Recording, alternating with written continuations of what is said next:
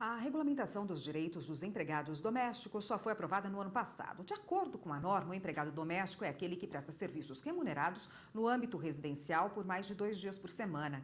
A estimativa é que apenas 20% desses trabalhadores no país tenham carteira assinada. Além disso, situações de abuso e discriminação da atividade ainda são muito comuns. Com a hashtag Eu Empregada Doméstica, a ex-empregada e hoje cantora de rap, Joyce Fernandes, lançou uma campanha na internet contra abusos e discriminação da atividade. Ela postou um texto contando uma situação que a marcou muito, quando uma ex-patroa disse para levar marmita e talheres porque não poderia comer a mesma comida que a família. A campanha ganhou força nas redes sociais e várias outras pessoas que passaram por situações semelhantes também se manifestaram. Além das situações de maus tratos, outra questão que também preocupa é o grande número de pessoas que trabalham de forma ilegal e sem amparo das leis trabalhistas. Segundo dados da ONG Doméstica Legal, dos 6,4 milhões de trabalhadores domésticos no país, apenas 1.300.000 têm carteira assinada. Bom, e a gente volta a falar com o advogado Gáudio de Paula, que está aqui no estúdio, especialista em direito do trabalho, agora vai conversar com a gente a respeito desse assunto.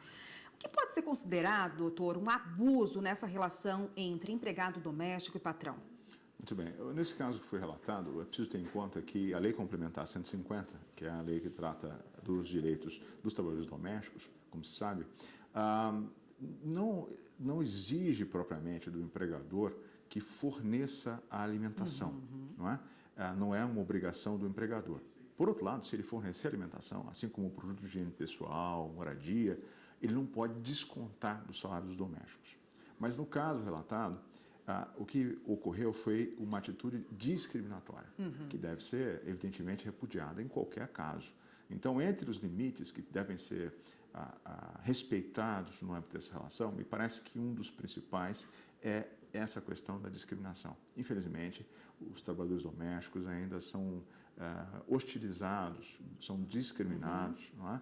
Uma categoria de subempregados, muitas vezes. Assim, eles infelizmente ainda são vistos e não deve ser dessa forma, uma vez que a própria Constituição Federal assegura plena isonomia. Há, inclusive, uma convenção internacional da OIT sobre esse assunto, que é a Convenção 189, ainda não ratificada no país, mas que ensejou a Emenda Constitucional 72, que promoveu profundas alterações em relação aos direitos desses domésticos. Então, me parece que o principal aspecto a ser considerado é o direito de esses trabalhadores não serem discriminados.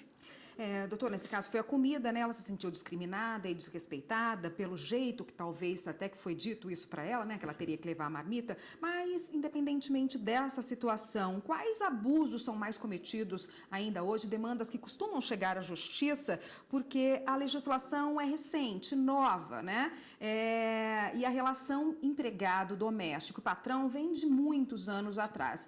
Qual é a demanda que ainda surge com maior evidência na justiça nesse caso? O que nós podemos dizer é que entre os principais aspectos que chegam ao justiça do trabalho figura a própria pretensão de esses trabalhadores serem reconhecidos como empregados.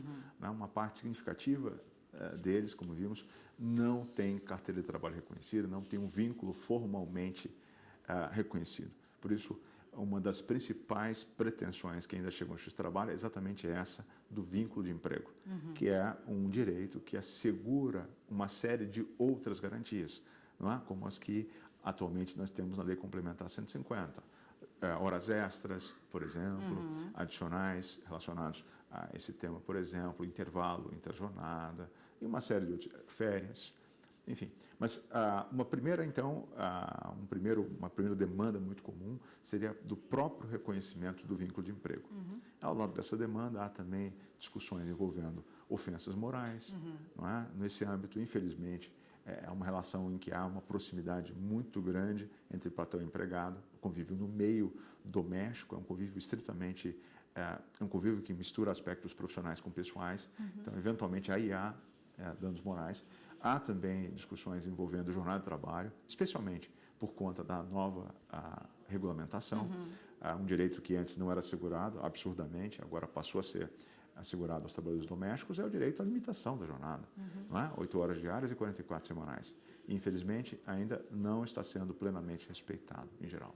Tá ótimo, doutor. Obrigada pela participação por hoje, mais uma vez, Jornal da Justiça. Conversei com Cláudio de Paula, que é especialista em direito do trabalho. Hoje conversou com a gente a respeito dos direitos do trabalhador rural e também do trabalhador doméstico. Obrigada pela participação. Eu que agradeço. Até uma próxima.